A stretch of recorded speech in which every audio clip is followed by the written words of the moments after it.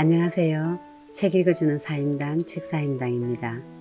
오늘 함께할 도서는 인생을 바꾸는 생각정리 스킬, 당신의 생각을 정리해 드립니다 입니다. 복주환 지음 비즈니스북스 발행입니다.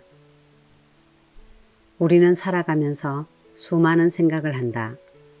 미국의 심리학자 세드 햄스테트 박사는 사람이 하루에 5만에서 7만 가지의 생각을 한다고 말했다.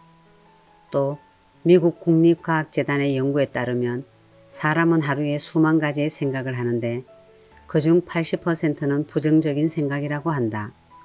흥미로운 점은 생각의 95%가 어제 한 생각과 완전히 일치한다는 것이다. 이런 연구를 통해 사람은 부정적인 생각에 집중하고 반복하는 경향성이 있다는 것을 알 수 있다. 한번 생각해 보자. 어떤 일을 시작할 때 나는 잘할 수 있어 라는 생각이 드는가? 보통은 내가 과연 잘할 수 있을까? 다른 사람들도 많이 실패했다던데 나도 실패하면 어쩌지? 나 같은 평범한 사람이 성공할 수 있을까 등 부정적인 생각이 더 많이 떠오를 것이다. 지극히 자연스러운 반응이다. 인간은 누구나 불확실한 미래에 대한 두려움이 있다. 우리는 보통 새로운 것을 시도하기보다 현재의 안정을 지키는 데 신경을 쓴다. 너무나 소중한 나 자신을 실패로부터 보호하려는 것이다. 미래에 대한 부정적인 생각들은 이렇게 현재의 나를 지키고자 만들어진다. 안타까운 사실은 그런 부정적인 생각들로 인해 오히려 미래를 바꿀 수 있는 수많은 기회들을 놓치는 경우가 많다는 것이다. 부정적인 생각과 머릿속에 복잡하게 뒤엉킨 생각들을 어떤 식으로든 정리하지 않으면 우리는 앞으로 나아갈 수 없다. 집안도 정리를 해야 공간을 제대로 쓸 수 있듯 머릿속 생각도 정리를 해야 어떤 일이든 제대로 시작할 수 있다.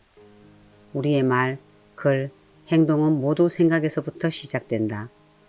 두서 없이 생각하면 말에도 두서가 없고 아무렇게나 생각하면서 글을 쓰면 글에서 논리를 찾기 어렵다. 생각이 복잡하면 행동도 산만해서 좋은 결과를 내지 못한다. 일단 우리 머릿속의 생각을 잘 정리해야 목표 설정도, 시간 관리도, 문제 해결도, 아이디어 기획도 잘할 수 있다. 생각을 정리하는 방법을 제대로 알게 되면 부정적인 생각을 긍정적인 생각으로, 쓸데없는 아이디어를 쓸데있는 아이디어로 바꿀 수 있다. 대부분의 사람들은 생각을 그냥 떠오르는 것, 자연스럽게 흘러가는 것, 통제할 수 없는 것이라 믿어왔다. 하지만 이는 사실이 아니다.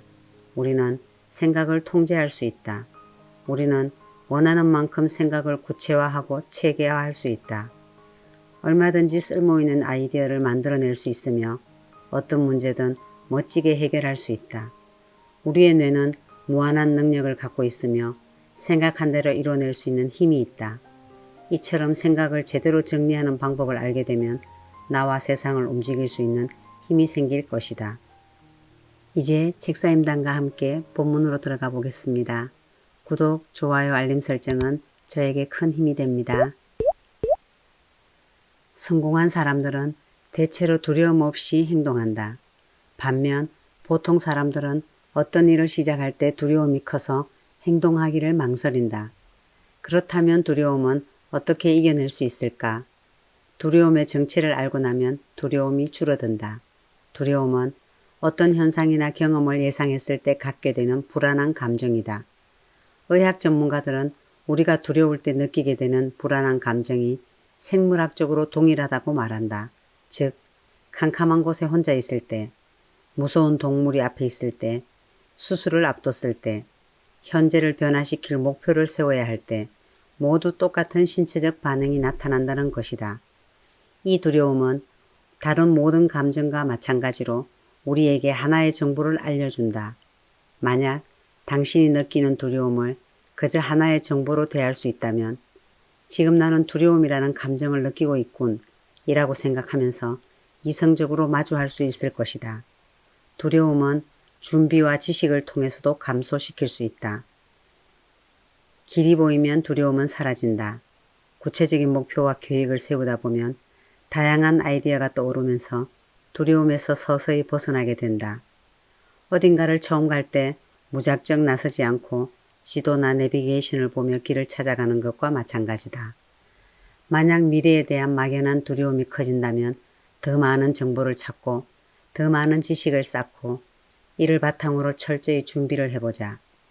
이 책을 차근차근 읽으며 머릿속 생각들을 잘 정리해보고 실행에 옮기자. 그 과정에서 찾아오는 두려움이 어느새 용기와 자신감으로 바뀔 것이다.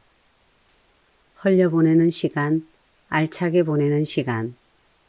시간관리 방법을 배우기 전에 먼저 알아야 할 게 있다.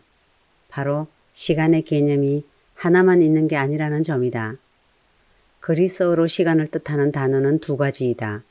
하나는 크로노스이고 다른 하나는 카이로스이다. 이 두 가지를 구분할 수 있어야 우리에게 주어진 시간을 지혜롭게 사용할 수 있다. 대부분의 사람들은 크로노스의 시간에만 살아간다. 그러나 시간 관리를 잘하는 사람은 크로노스의 시간 속에서 카이로스의 시간을 살아간다. 크로노스는 오늘날 연대기를 뜻하는 크로니클에서 왔다. 그래서 시침의 움직임과 함께 역사가 쌓이는 연대기적 시간이라고 말하기도 한다. 절대적인 시간, 변화없이 흘러가는 시간이라고 보면 된다. 예를 들어 우리는 7시에 일어나서 밥을 먹고 8시에 출근을 한다. 9시면 회사에 도착해서 일하고 12시에 점심을 먹고 6시에 퇴근한다. 저녁에 가족들과 함께 식사를 하고 밤 11시나 12시가 되면 다음날 출근을 하기 위해 잠자리에 든다. 이렇게 눈 뜨는 시간부터 밥 먹고 출근하고 퇴근하고 취침하는 시간까지 변함없이 흘러가는 시간이 크로노스의 시간이다. 이 크로노스의 시간은 언제부터 본격적으로 사용되었을까? 18세기 후반 유럽에서 산업혁명이 일어나면서 무수히 많은 기계가 발명되었고 농업 중심의 사회에서 공업 중심 사회로 바뀌게 되었다. 산업혁명 전의 인간은 해가 뜨고 지는 것에 맞춰서 여유롭게 살았다. 아침이면 해가 뜨는 걸 보면서 동네 사람들과 인사를 나누고 일터로 나갔다.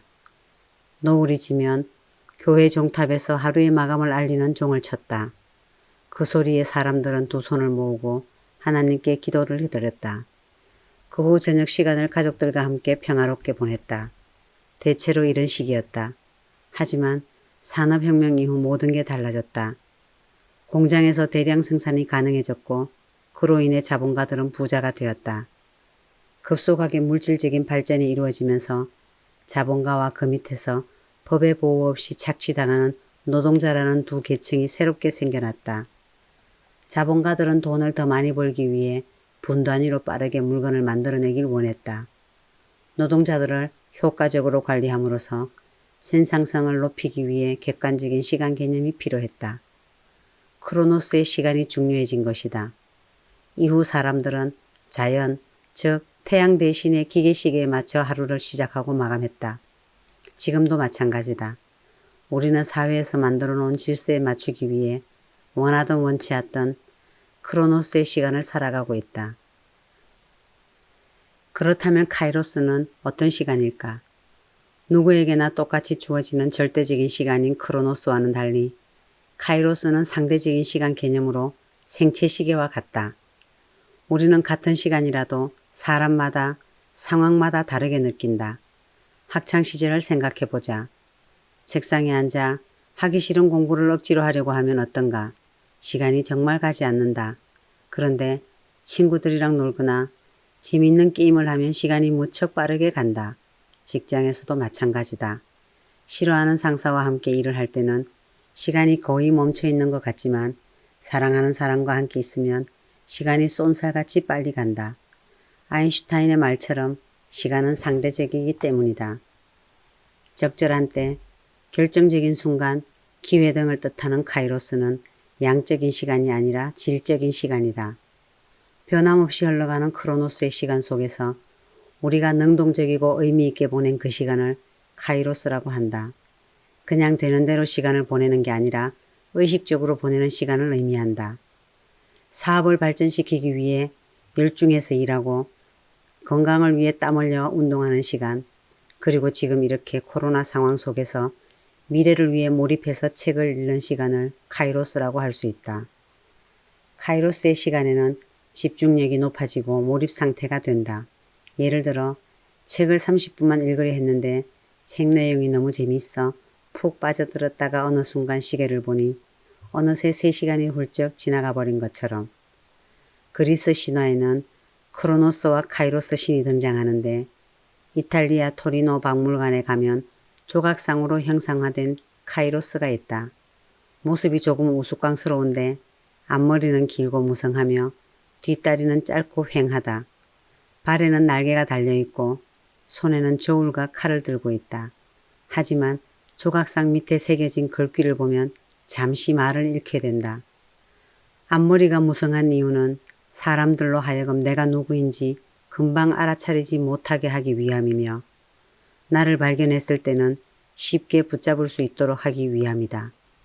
뒷머리가 민머리인 이유는 내가 지나가고 나면 다시는 나를 붙잡지 못하도록 하기 위함이며 발에 날개가 달린 이유는 최대한 빨리 사라지기 위해서이고 저울과 칼을 들고 있는 이유는 기회가 앞에 있을 때 저울과 칼을 꺼내 결단하라는 의미이다.